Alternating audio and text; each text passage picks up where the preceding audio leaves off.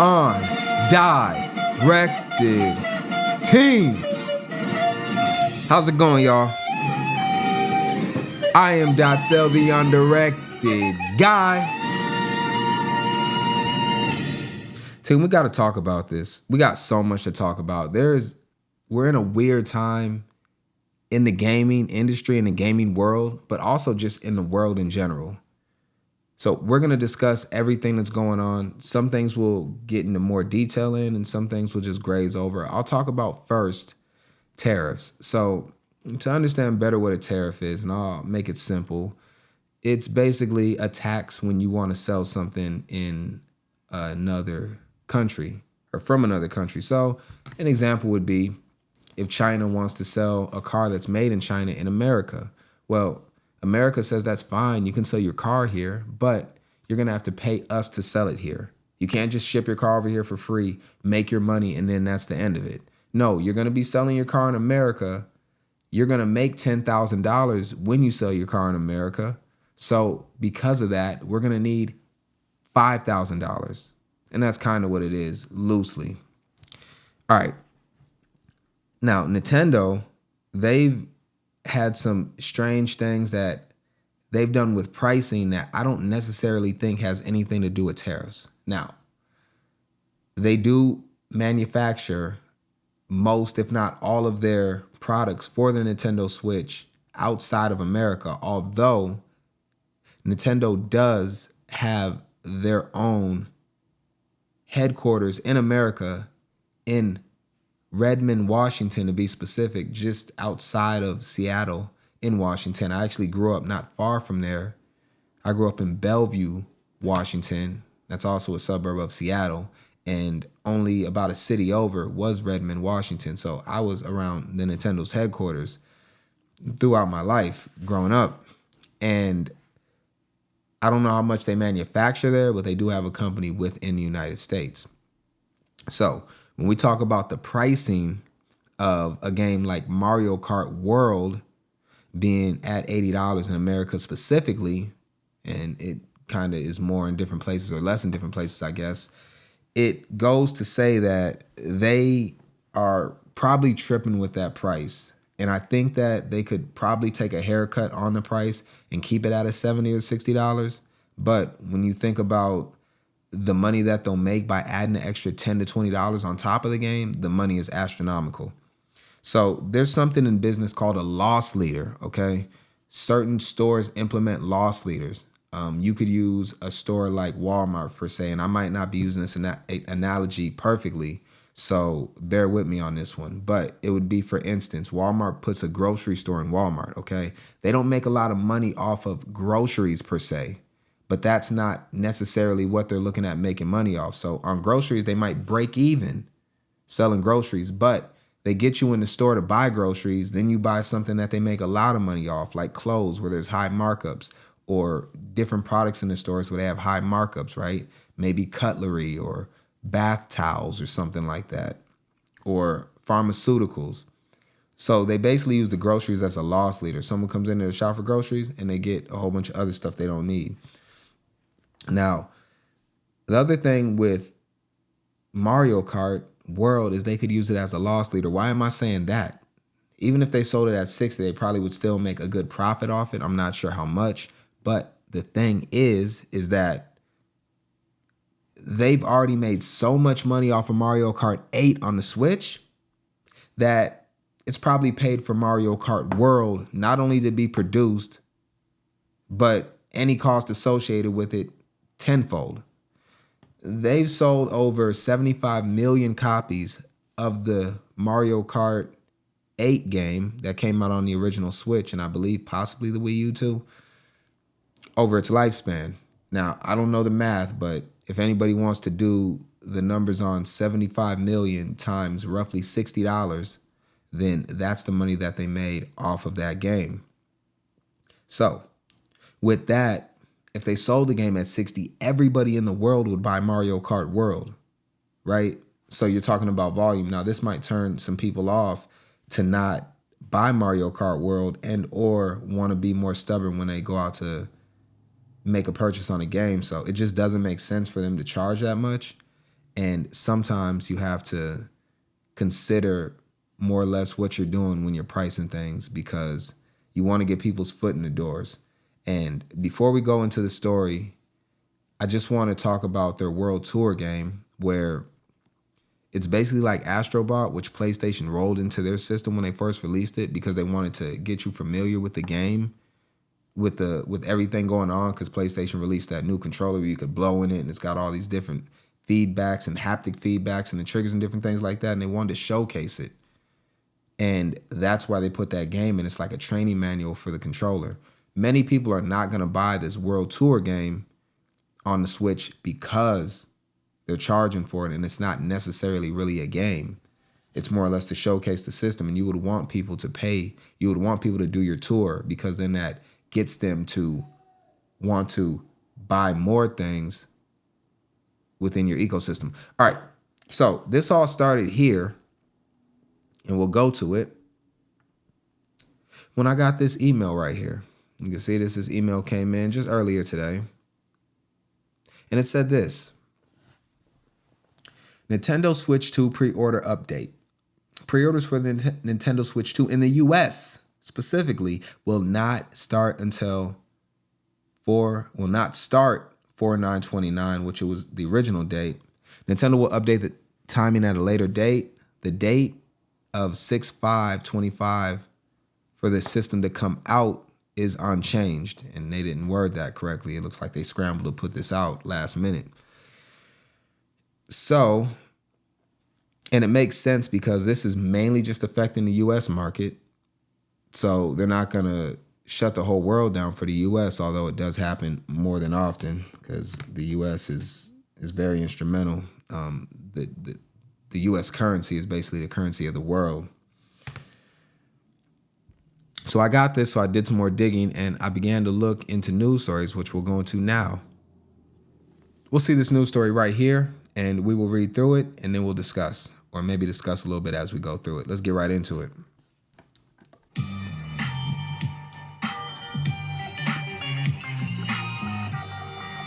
Nintendo delays Switch 2 pre-orders because of Trump tariffs. And I apologize if this news article is swayed one way or the other. There's partisan and bipartisan. And basically, one or the other means that they are more opinionated rather than just reporting the story. But I thought this had a lot of detail in it, so we're fine with that. But let's just look at the facts on this, okay? Nintendo said Friday pre-orders for its hotly anticipated Switch 2 console would be delayed while the company considers the impact of tariffs. Pre-orders for the Nintendo Switch 2 in the US will not start April 9, 2025 in order to assess the potential impact of tariffs and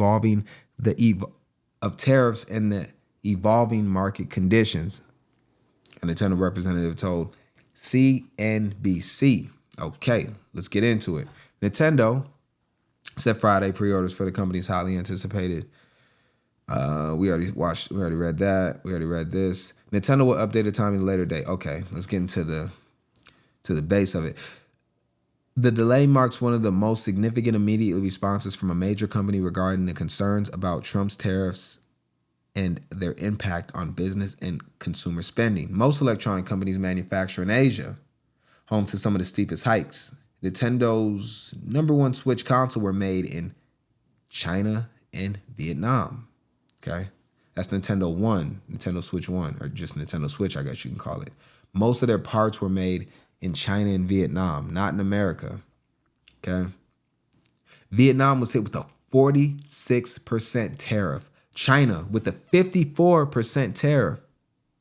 Nintendo hasn't said where its new consoles will be made. Well, that's weird to me, and the reason why is it's already been done. They've got millions of units already made, and they'll continue to keep producing units until the release date. So that them stopping and halting pre-orders to be able to adjust the price to reflect how much they're going to have to pay in tariffs will tell you that they're definitely not making them in the United States, or else this would not matter. So they are absolutely probably making them in two of these places, if not both, where the tariffs are the highest. And So now here we are. Now, you probably said, well, so what? Well, 50% price increase is a 50% price increase. So Nintendo also didn't say if it would raise the price of the console, which it announced earlier this week to be $450. In the US, a trade group focused on electronics manufacturing estimated Friday that the game console's price could raise by 50% due to the tariffs announced this week, which will put it somewhere around the price of the PS5 Pro at $699. I will go here real quick and we'll look at it before we get back to the story. Well, this is the highest priced console, gaming console specifically, in the world. The PS5 Pro, you'll see it right here. Now, $699 console does set the bar, and it's actually one of those things where we look at it and we say, well, does Nintendo feel like their system is comparable to the PS5 Pro? Well, maybe not power-wise, but if you add everything together, which we'll talk about a little bit later, well, yes, they could believe that their system compares to the PS5 Pro. All right, going back to the story. So an extra 50% would be, well, let's see. You go 225. So we'll add another 225 on the 450, which will go, let's see, 475, 575, 675. Let's round up. We got 699. All right. So that's probably what we're looking at. If those tariffs are going to stay in place and Nintendo is not going to take the loss and they're going to push it on to the consumer, which is us. The Switch 2 is a bigger, faster version of the Switch 1, which sold more than 150 million units since its launch in 2017. Nintendo increased the price from the Switch 1's retail price of $300. It's powered by a custom NVIDIA chip. Gamers will be able to use the Switch 2 in both a handheld console and hook it up to a television. It is expected to hit store shelves in June alongside with a new Mario Kart game. And that's what we got. We're not going to watch this story. Okay. So, what do you think about this, team? And I always want to hear from y'all. I absolutely always want to hear from y'all, okay? When I think about pricing, and we're going to actually look at the prices of games that were out at different times. So if you look right here, you'll see this is back in the mid-90s on the Nintendo 64. This is Nintendo. They've actually priced games very high. Now, if we put the cost of inflation into this, these $74 games back then would have costed much more than $80 to $90 today. This would have probably been, and I'm guesstimating probably somewhere around the $115, $120 mark. If these were the same prices as today at 74. When you look at prices, okay, when you look at prices, it's not necessarily the price of something that is an issue, okay? It's the value. Think about a Ferrari, for instance. People will pay $100,000 for a Ferrari and feel like they are not getting ripped off. Whereas if you paid $100,000 for a Toyota Corolla, you feel like you're getting ripped off. Why? Because the value of a Corolla is not $100,000. So it's not necessarily the price, right? And a lot of people believe that the price of Mario Kart World is not worth $90 or $80. And the truth is that what you have is worth what somebody will pay for it. I guarantee you this.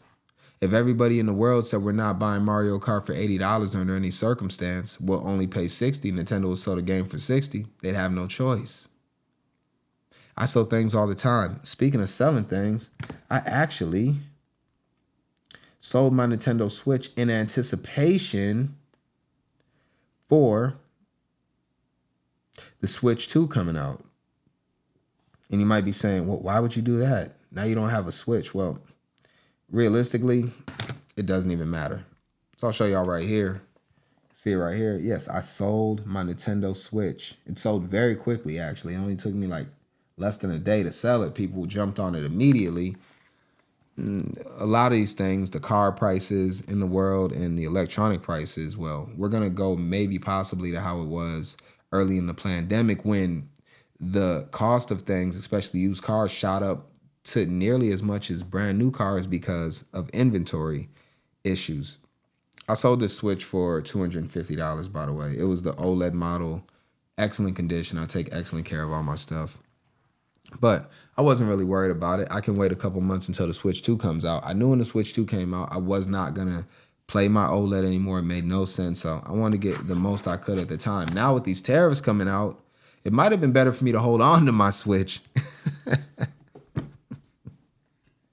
It might have been better for me to hold on to my Switch because the price of the used OLED Switch will probably go up if the price of the Nintendo Switch 2 goes up. It's just all the way that it works. But for me personally, I've got this right here, and it's called a Steam Deck. And as you can see right here, if anybody knows this game, this is... I'll let you hear it real quick. This is Metroid Dread on the Steam Deck, okay? So I can play Switch games on my Steam Deck very easily. And you might be saying, well, isn't that illegal? Well, the thing is like, team, I've got Metroid Dread right here. That's the game cart right here of Metroid Dread. So, and by the way, emulation is not illegal, but I purchased the actual game. And if I really wanted to play it, I've still got a Nintendo Switch. This one right here, that actually still is sealed. I don't think I'm ever going to open this, but this is the Nintendo Switch Lite that I still have. But it's the Zelda edition. I think I'll probably just keep that in the box sealed forever. Maybe give it to one of my kids one day, but I have plenty of Switch games. And we got to talk about that too. I actually have two Metroid Dread games because I have no problem supporting the games that I appreciate, which is the reason why I'm looking forward to Metroid Prime 4 Beyond. But two Metroid cartridges right here, official cartridges, and then plenty of other games. I have a very wide variety of games. Got more games here. These are some of my Mario games. Mario 3D World, Mario Odyssey. I bought all these games understanding that if I really want to play them, these are all Zelda carts. And these are just a few that are just on hand. I got a whole bunch more put up. Actually, I'm going to take y'all to a video real quick and show you that. Oh, yeah. And show you that I actually have even retro games of...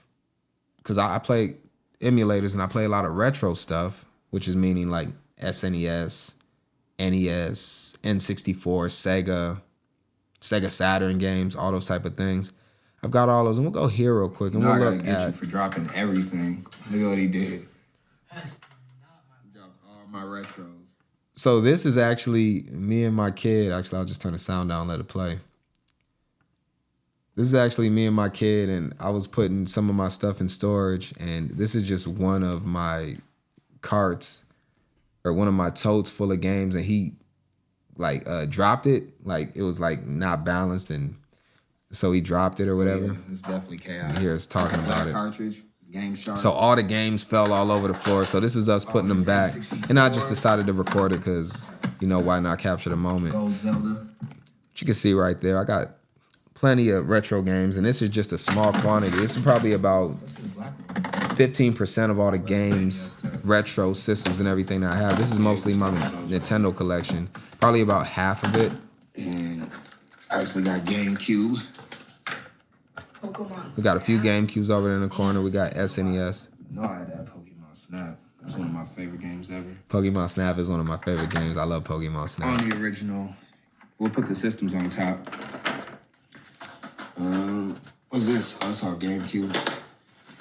Got the original Nintendo with the Zapper gun. With the Zapper gun. That goes with Duck Hunt. I got two. I got the custom GameCube. We'll skip ahead a little bit. Yeah. See, I got Nintendo handheld. You dropped the Wii U too? Wii U? Yeah, got the Wii U right there. You got the Wii U right here. With the gamepad. Remember this? No, we had the Amiibos. So the Wii U. We had the Metroid Amiibos with like the the Emmys. Nintendo Switch right here. The Wii U. This is what inspired the Nintendo Switch, actually. Am I right on that? I think I'm right on that. All right, let's get all this stuff put back together. Back home. Sony. We were having fun. Baby. But all that goes with the pad, don't it? Yeah. Reading through the books, they don't even put books in games no more. This is so fire, though. This is what goes with the pad. So I actually got this pad, too. I'm gonna show it to you. What's your favorite game out of these? I know what you're gonna say. Out of this entire stack? The one on top? It ain't Mega Man X? Nah. I think Mega Man X is one of my favorite games ever. It's definitely top 10. Might even be higher than that. Star Fox. Okay. Star Fox is fair. I guess that makes sense for a fox to like Star Fox. My kid be having too much fun. But yeah, you see right there over in the corner, we got the Amiibos, and actually I bought 2 of those. So I got more than one Amiibo. I got this one right here. And actually, it wants to take me to, and I got the Samus one here too. Now, this is one of the things I wanted to talk about. And like I said, we have a wide variety of topics. So I wanted to talk about some of the things that Nintendo does that are where they're smart, and they kind of remind me of Apple. So before we get into Nintendo, and the Amiibos bring up a good point, is when I try to use the Amiibo on a game like Metroid, well, on the actual Nintendo Switch, I can do something like this, and it'll recognize. I'm hoping it'll work. One of the issues with emulation is that you can't 100% replicate the system that you were using it on originally. Now, there are benefits to it from a standpoint of the resolution, right? Which is a reason why Nintendo finally kicked up all of their specs on this new system. I don't think if they got pushed by emulation and them getting their games, because some people do pirate and steal the games. I mean, if you buy it and use emulation, I don't even think that's an issue. And even if you don't buy it, I also don't think that's an issue. That's me personally. But if you think about it from that standpoint, that's why they had no choice but to actually revolutionize their system. So they come in with gimmicks like using your remote, your Joy-Cons as mice, right? Which is really weird. I don't want to call it weird. It's actually really cool. But one of those things is it incentivizes people to actually want to get the actual system and play it that way, because let's be honest, if you want to play that wheelchair basketball game that they released, or if you want to play Metroid Prime 4 and you want to emulate it, you cannot use it on an emulator in the same way you can use it on the Nintendo Switch 2, because you can't use the mouse Joy-Con things or the motion controls on emulation. Now, there's some very, very clever people that put these emulators together and port things over, so possibly they can make it to a point where you could use the Joy-Cons in the same way that you would on the Switch 2 on your PC or Steam Deck or whatever. But at this point, it would be most seamless on the actual Nintendo Switch 2 console. And that's why I want to say Nintendo is smart in the way that they've implemented these things, because they make their system what's the word I'm looking for? Proprietary. They make their system proprietary and their games proprietary to Nintendo, where you need to use their actual intellectual property. Well, I guess IP would be like, but you'll have to use their actual specific hardware to be able to run the game the way it's supposed to be ran. So with that, there's that part. But if you just want to play it in a regular like this, I connect this controller to the Steam Deck very easily. It connects through Bluetooth. Now I got a Pro controller and I'm playing Metroid Dread at higher refresh rates than the actual system it came on. Now, most of us that are avid gamers are going to want to use a Pro controller. If you look at any of the big gamers, the big YouTube gamers, or just people in general, they all say they're going to play Metroid Prime 4 on a Pro controller. They're not looking forward to using mouse controls and using all these different gimmicky function that Nintendo put out. I think those, for me, are more for like bowling games and tennis and Wii Fit Sports. But let's be honest, can you play Wii Fit Sports on an emulator? Probably not. It's not going to run very well at minimum. So there's that part of it. And when I talk about a place, I talk about Apple when I say Nintendo and Apple are strange. Well, if you look at Nintendo and how they put out the game chat feature on their system, they put it out as if it was revolutionary and they were the first ones to do it. But not really. It's been out for years. And before this, you had to use your phone to have video chat with friends on games. I'm not a big fan of doing it. But if you look at Nintendo, they act like they revolutionized the industry, but they're actually just extremely late to it, which is strange. It's something that Apple does when they put out products and they act like, for instance, the Apple Vision Pros, the Meta Quest were out for a long time, and many other companies had VR headsets, including PlayStation that has their VR headset that I didn't like personally, but it's been out forever. Then Apple Vision Pro comes out and they charge $1 million for something that's already been on the market forever, and Apple failed miserably with the Vision Pros. My thing is this, though. Right now, I use a very expensive MacBook. If anybody, and it's not cracked, this is my screen protector because I moved from one MacBook to another. Actually, I have to sell my old MacBook. I went from the M1 MacBook. This one right here is the M4 MacBook. This is the M4 MacBook right here that I'm using currently. I don't know if y'all can see it. It doesn't really matter. And so I'm not going to talk about the price because I'm not really big on price and all that type of stuff. I will just say that this is very expensive. Might be, well, yeah, it's basically the most expensive MacBook you can buy. It doesn't have a touchscreen on it.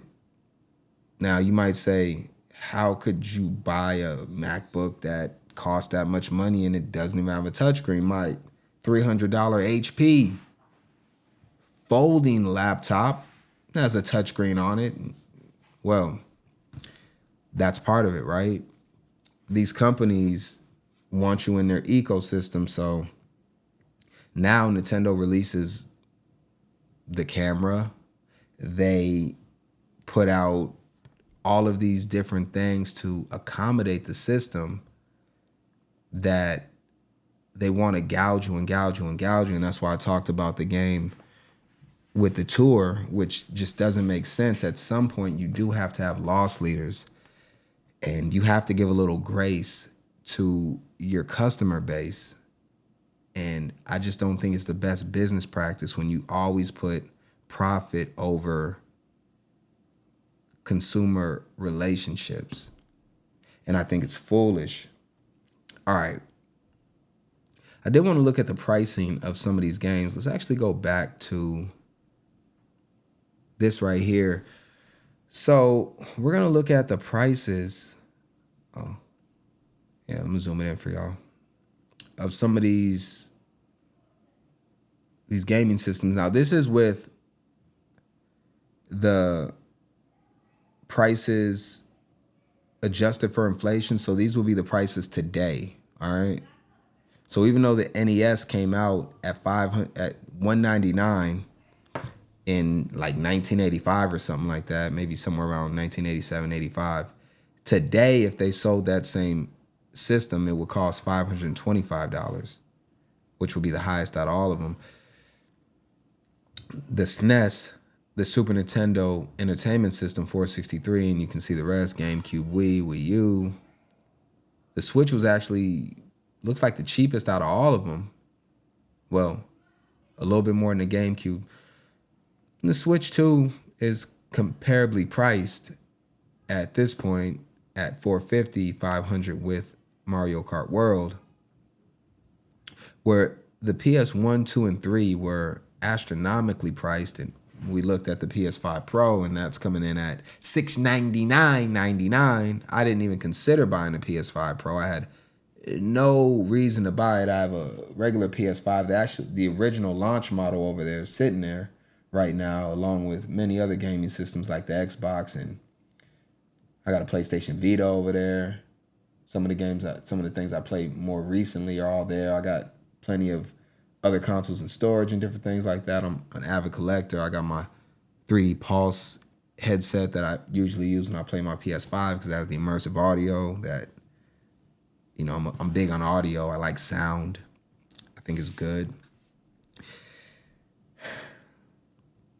And then you look at the rest of the systems. So I don't think that the Switch 2 is priced out of its price range. And I don't think a lot of people were really arguing with the price of the console so much. They were more or less talking about the games. Now, at this point, we might end up with the Switch 2 coming in somewhere around $700, maybe all the way up to $900. Or it could be less, or it could stay exactly the same. We don't know at this point, but we're in a situation where we're going to have to figure that out. I guess lastly, we can talk about the game carts and what they're going on and what's going on as far as that. And this is a little bit outside of what the main point of this video is about, but why not just pack it in there while we're here? And we're at 30 minutes, so we'll get out of here in probably about the next 5. The game carts. So we looked at some game carts, and we can look at another one now. We can look at, what do you want to look at? You want to look at Super Smash Bros? Let's look at Super Smash Bros. Super Smash Bros. Right here, this game cart is a game cart that I can use forever. The full game is on this game cart, and I can use this forever. Now, the new game carts that are coming out will basically be just for show. The actual game will not be stored on the card for the most part. It'll be stored online. So when you put the card in, it will basically queue you up, make sure that you purchased it, and then that then that will actually move the game onto your system, and then you'll have it there, and then the cartridge will basically authenticate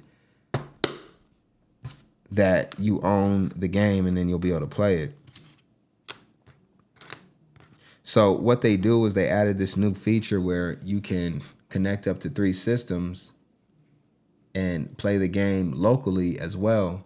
It's kind of similar to the Nintendo 64, where you had 4 ports and you could connect 4 tethered controllers to the system and then play games like, for instance, GoldenEye on a 4-screen split mode, or if you got 2 people, it'll be split screen, or you can do 3 or 4. And that part of it is actually cool. I'm glad that they did that. I like the idea of if you have everybody together, then you can play in that way and actually use your own personal system, so you're not all looking at the 7.9-inch screen display that comes in on the Switch 2. Or you can also I wonder, can you dock one switch and then everybody look at that screen? I don't think so. That wouldn't make sense. You would need 4 TVs to do it that way, but I thought that was kind of cool. I don't really like the game card part of it because Nintendo actually learned from their own mistakes and they're thinking ahead. So now, if you look at millennials and you look at Gen Alpha, we'll use those for example. The millennials are the ones that were kids when the NES and the SNES came out, right? They're between the ages of 0 to 15 at that time. Now they're in the ages of 33, I'll say 35 to like 50, somewhere around there.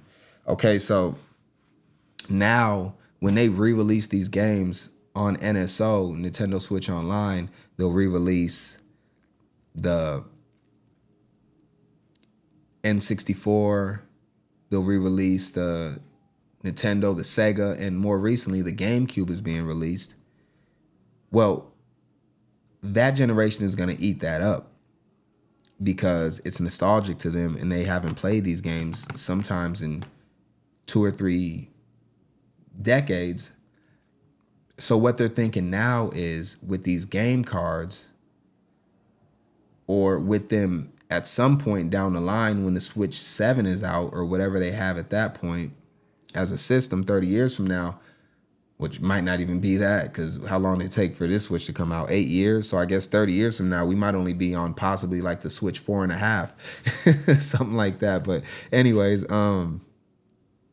they can capitalize on the nostalgia of the kids that are young today that are in the ages of 5 to 20 years old and then re-release those systems. And when those kids are in their late 40s, early 50s, things like that, they'll re-release it. And these games, Metroid Prime 4 Beyond coming out, they'll basically be excited to play them again 30 years down the line. And the games will probably look miserable like the NES or PlayStation games look now, PlayStation 1 specifically, but they'll have that option. So, there's just a lot going on. I want to hear what y'all have to say. I think this whole situation is very, very interesting. I will be getting the Switch 2 as I have already put myself in a position to have to buy it because I got rid of my Switch OLED in anticipation for this system. I was looking forward to the pre-order on the 9th, but as we know, it got delayed. And now we're at a point where we're going to wait and see what happens. So we might get more information on that soon. And when we do, I will make a follow-up to this and we'll talk about it a little bit more and probably some other things because you might have thought I talked about a lot in this video. However, I had much more that I wanted to discuss that I didn't get to. And that's fine. I think we did well enough going into 40 minutes. Undirected perspective is going to go light for this one. And I don't really think this is bad at all. I don't. Me personally, I don't really care how much they charge for the Switch, to be honest. I don't really care how much they charge for the games. My last thing and my last point that I would make is this.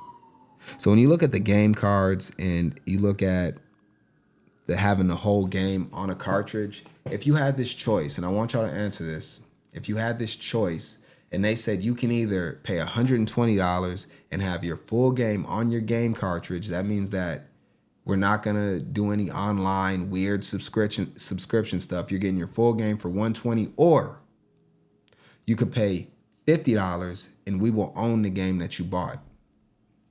Which one are you going to choose? Well, it's like Matrix, red pill, blue pill. Like, where do you really want to be? Do you want to be in reality? You want to be in an alternate universe? Who knows? For me, I probably go with owning the game and paying more money now and not having to pay more later. Kind of goes into the whole subscription thing. I'm not really a fan of paying subscriptions for games that you don't own. I'd rather just own the game and that's the end of it. And I only really buy games that I really enjoy. I don't buy games I'm fringe on.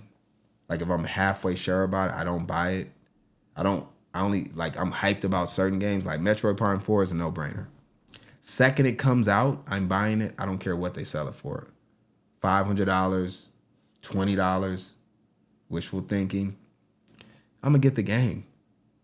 Because the value of the game means more to me, all right? The Metroid Prime 4 is Ferrari to me, all right? Most other games are Toyota Corollas. I'm not going to pay $80 for most games that they put out. GTA 6 comes out at $100. I'm going to buy it for $100. And I know a lot of people say you shouldn't do that. I don't care. It has value to me. I'm going to put in so many hours on GTA 6. The $100 is fine. I'm going to put so many hours in on Metroid Prime 4. The price that they charge for it doesn't even matter. I don't really play Mario Kart like that. It's not a game that I really enjoy. The only reason I'll end up with it is because I plan on buying a bundle system, but I'd be just as fine getting the system without it. So, that's just my thoughts. And I know this is very controversial to many people. So I'd like to hear what y'all have to say. I'm going to get out of here. That was interesting, team. What y'all think about that? Did you like the information? Did y'all have fun? Did y'all like kicking it with DotSale, the undirected guy? Man, I appreciate y'all, team. Y'all are the best audience on the internet. It's not even close. Until next time, I am all the way out of here. Let's actually have some fun.